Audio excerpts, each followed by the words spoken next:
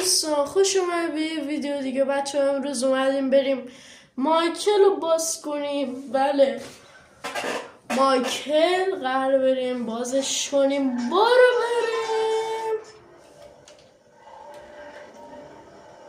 برو بریم سراغ مایکل. برو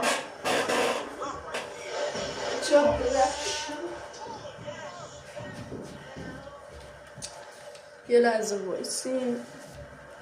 خب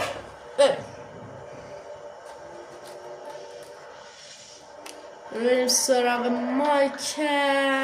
مایکل دارم میام.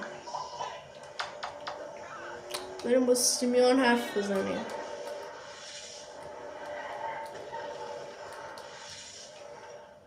برو بریم. سیمیون داره یه ماشین میفروشه، میکنه تو پاچه این یارو.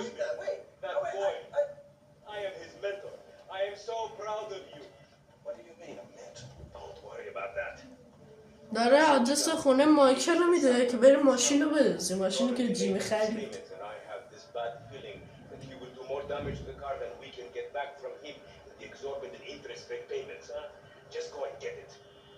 همون دیگه آدرسش بود که جیمی خریده و باید بریم بگیریم.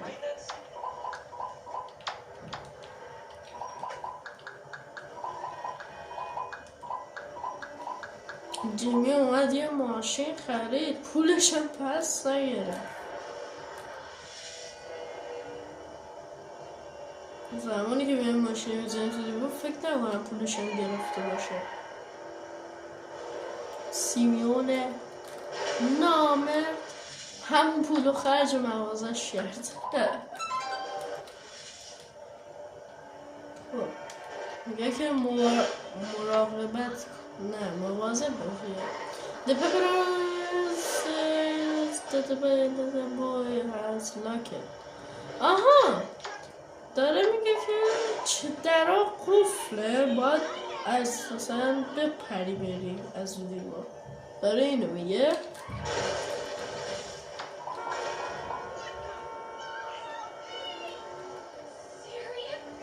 برو بریم.